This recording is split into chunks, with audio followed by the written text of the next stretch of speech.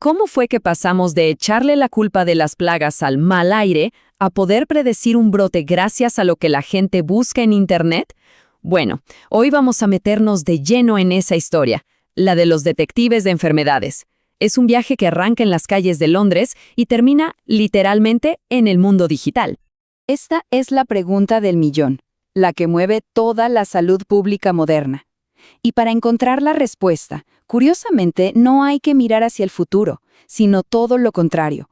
Hay que viajar al pasado, a una época en la que las epidemias eran un misterio, uno aterrador y mortal.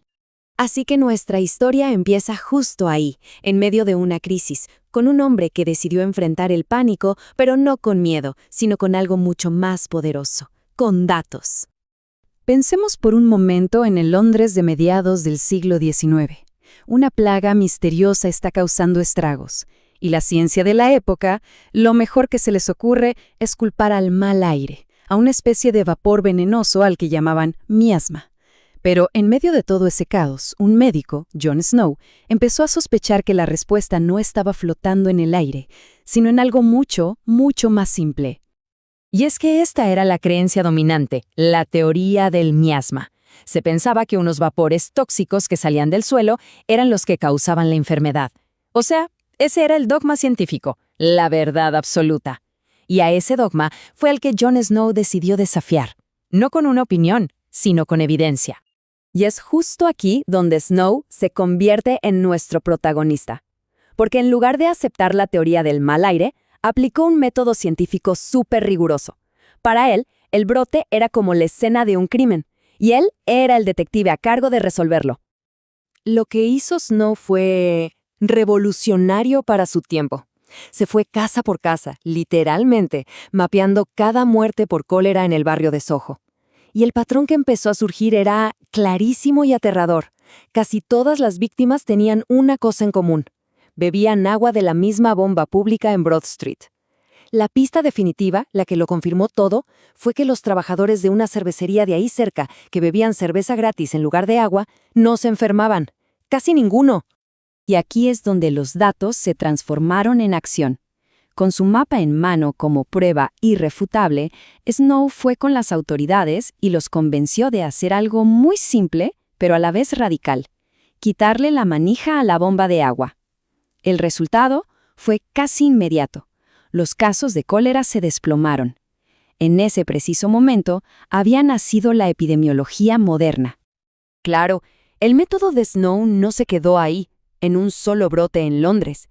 Sentó las bases para crear algo mucho más grande: un sistema de defensa mundial contra las enfermedades.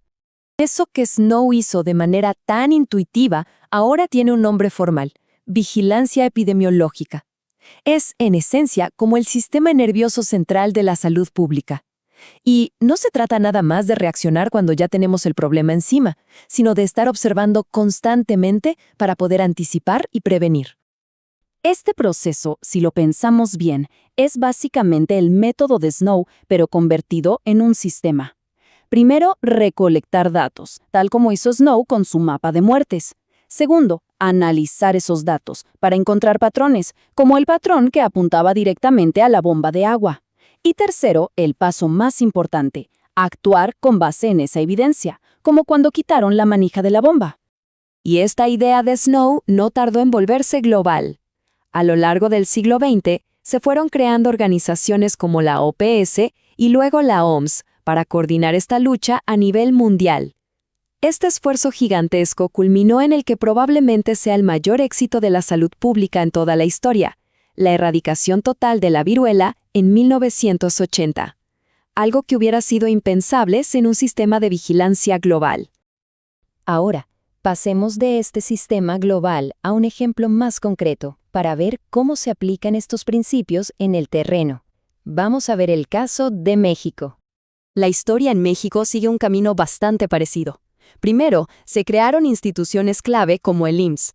Con el tiempo, el sistema se fue formalizando cada vez más.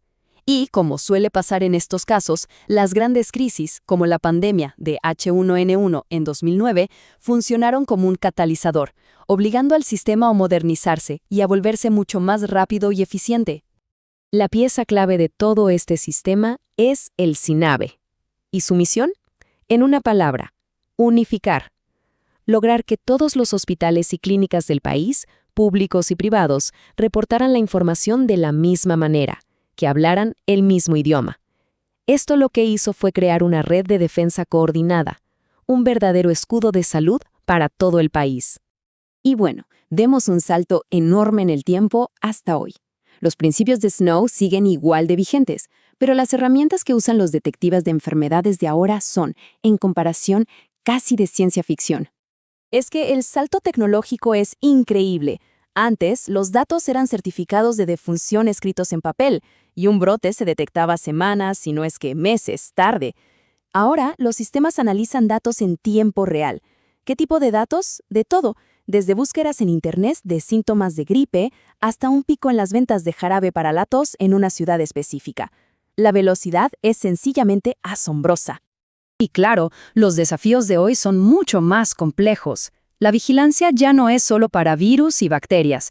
Ahora se usa para rastrear enfermedades crónicas como la diabetes, los riesgos que trae el cambio climático y esa conexión tan delicada entre la salud de los humanos, los animales y el medio ambiente.